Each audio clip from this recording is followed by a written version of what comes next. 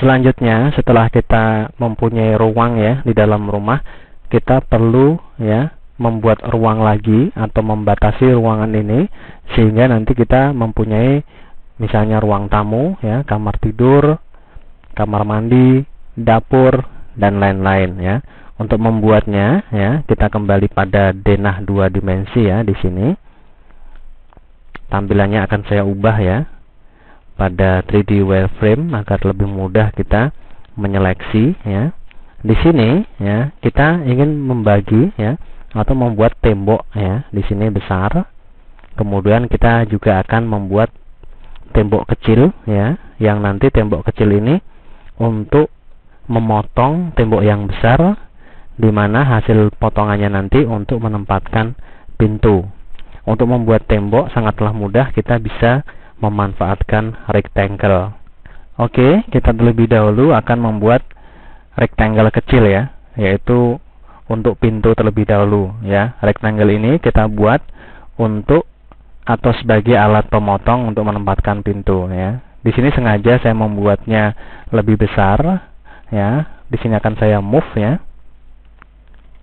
agar nanti potongannya bisa tepat ya. Karena kalau kita tepat garis kadang-kadang ada ruang yang belum terpotong, sehingga saya lebihkan saja karena di sini objek atau rectangle ini sebenarnya tidak kita pakai, hanya sebagai alat untuk memotong. Oke, selanjutnya saya akan buat rectangle lagi untuk pintu ya, penghubung antara ruang tamu dengan ruang belakang ya. Dan saya move ya.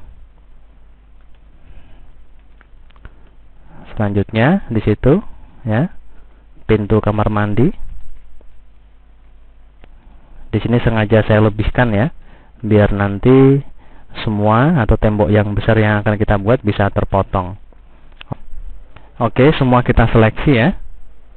Sekarang kita klik kanan, Anda pilih Perspective. Ya, di sini kita membutuhkan elevasi 20 cm karena 20 cm sudah ditempati oleh lantai ya. Kita isi 20, enter ya. Baru sekarang proses extrude ya, kita bagi 2 ya, saya cancel. Sekarang kita tinggal melakukan ya pembuatan objek 3 dimensi dari objek 2 dimensi ini ya. Pertama ya, saya akan membuat ya 3 dimensi dari objek rectangle untuk pintu kamar tidur ya. Di sini objek penghubung antara ruang tamu dan ruang belakang serta untuk kamar mandi kita buat nanti karena ketinggiannya atau ketebalannya berbeda ya. Di sini ketinggian pintu Anda bisa melihat ya. Di sini saya membuat ukurannya, Anda lihat ya. Tingginya atau ketebalannya adalah 250 ya. Untuk itu ya, kita bisa melakukan klik pada menu extrude ya. Di sini kita isi 250 ya. Anda lihat ya, sudah jadi ya.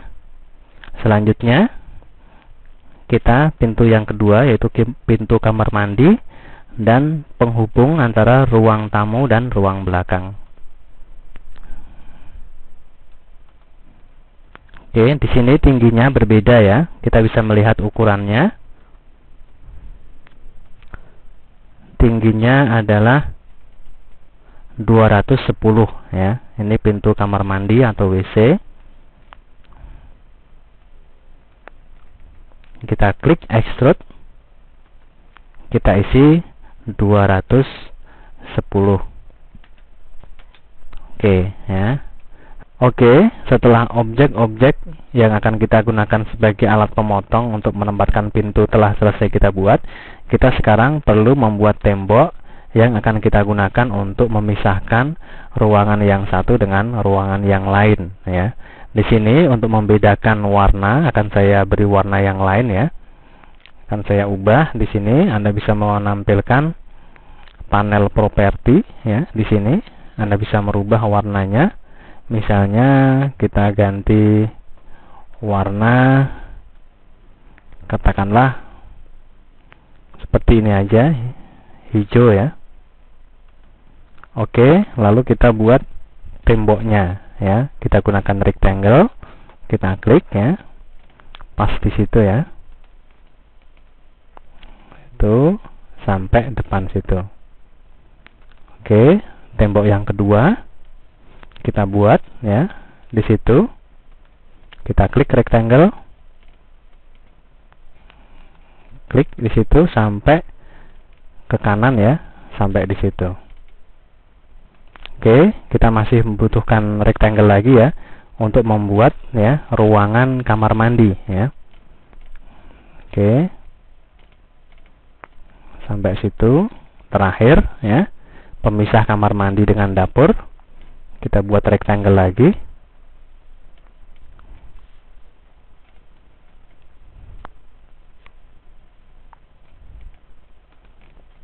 Situ sampai situ. Selanjutnya keempat objek tersebut ya akan kita extrude ya. Kita seleksi 1 ya, 2, 3 dan terakhir 4 ya. Kita extrude setinggi tembok ya, yaitu 320 cm.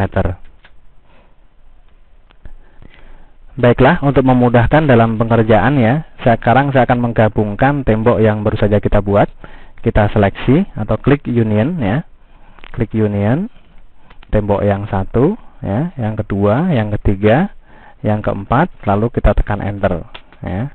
Nah, setelah itu kita tinggal melakukan pemotongan ya. Kita klik pada subtract ya. Kita tekan objek yang akan dipotong, kita tekan enter ya. Lalu kita klik ya objek sebagai alat pemotongnya. Oke, di situ klik. Satu lagi, lalu tekan enter. Nah, sudah terpotong ya. Sekarang kita pindahkan ya. Mungkin Anda merasa bingung ya, karena di situ banyak sekali garis. Untuk memudahkan dalam memindahkan pintu atau menempatkan pintu, akan saya pindah move ya, klik move ke ruang yang kosong ya. Kita klik di situ, kita tempatkan di situ. Nah, Anda lihat itu sudah ada lubangnya ya. Mungkin belum terlihat kalau itu ada lubang atau tidak. Kita bisa melihat tampilannya ya di konseptual ya. Anda lihat di situ sudah ada lubang ya. Kita sekarang tinggal menempatkan pintunya ya. Akan saya kembalikan. Kita cari ya pintunya, mungkin pintu kamar tidur dulu ya. Kita cari pintu kamar tidur. Itu sudah ada 2 ya. Oke, ini ya pintunya. Kita dekatkan ya semuanya.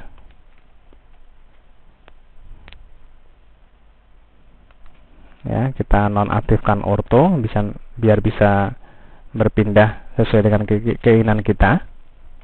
Oke, selanjutnya kita pindah satu persatu ya. Pintu dulu di situ, pintu kamar. Oke, move. Klik di situ ya. Lalu kita klik di situ. Oke, ya. Selanjutnya pintu yang kedua. Move. Klik di setiap pojok ya. Terserah Anda pojok depan, pojok belakang, asalkan kita menempatkannya juga sesuai ya, sejajar. Oke, kita klik di situ. Oke, sekarang pintu yang kedua ya, untuk pintu kamar mandi ya. Di sini pintu penghubung antara ruang tamu dan ruang belakang sengaja tidak kita kasih pintu ya. Karena seperti biasanya rumah-rumah biasanya tidak ada pintu ya. Oke, ketika sudah jadi, kita tinggal menempatkan di rumah yang kita bangun. Kita seleksi semuanya. Kita move ya, kita klik di situ.